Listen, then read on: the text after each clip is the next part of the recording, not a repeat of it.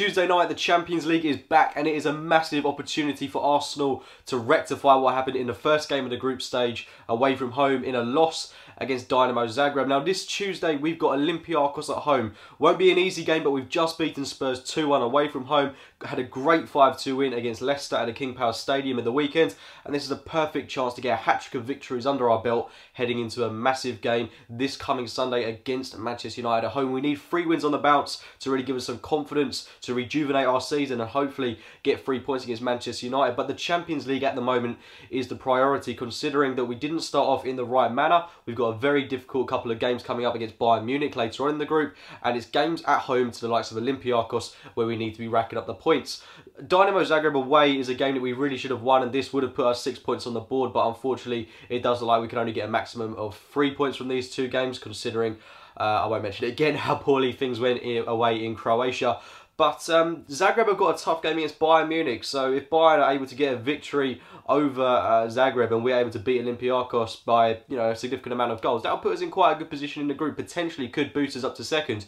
Realistically, I think even before the group started, we weren't going to rival Bayern too much for a top spot. I do realistically believe we'll finish second, but a win in this could turn things around. I mean, if we get a win against Bayern Munich, which albeit is very unrealistic at this moment in time, but anything can happen in football. It's a crazy game. Maybe when we come to playing Bayern Munich, we'll have a good number of wins under our belt. I'll be a bit more confident in this Arsenal side, but we'll see how things go, and potentially, if things do go to plan, we could see us challenging for the top spot with Bayern Munich. But realistically, for the moment, I think second is our best option, and we can start it off with a win against a tough Olympiakos side. Now, what do you need to know about Olympiakos? Well, we played them a lot in the past couple of Champions League seasons, tend to have a good amount of victories against them, and at this moment in time, they are absolutely bossing the Greek Super League. I think they've got 5 wins out of 5, 15 points out of a possible 15, scored a good number of goals, and I think they've scored about 16 goals actually. So typically, they're dominating their Greek league as they always do.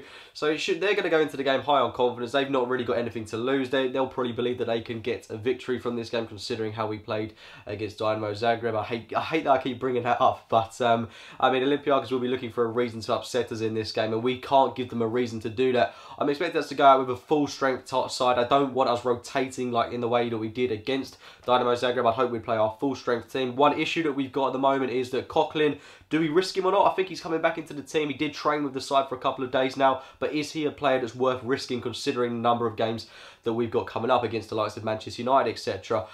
So maybe it wouldn't be worth risking him.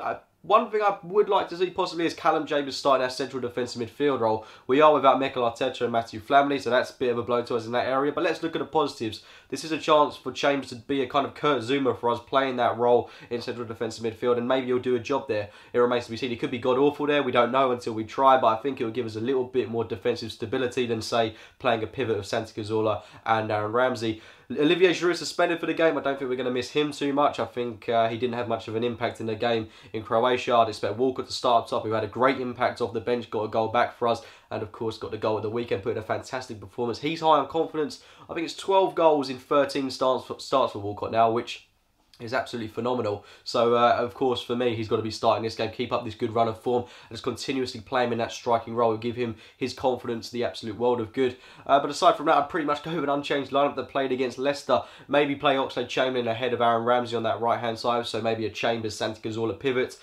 Bring Gabriel back into the side, definitely, and I'd keep the fullbacks the same. I don't want us bringing in Debussy and Gibbs for this game. Maybe Gibbs is the one exception, but I'd rather stay with a pretty solid defence.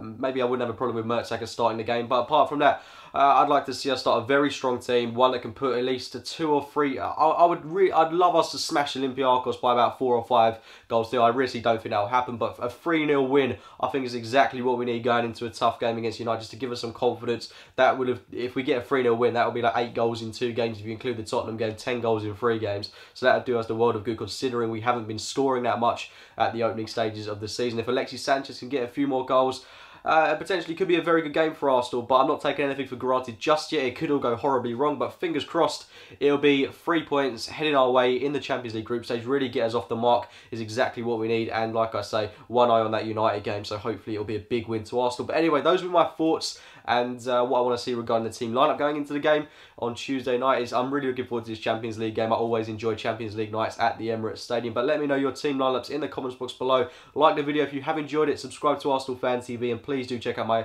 own channel, AFC Game by Game. And as always, I will speak to you very soon, guys.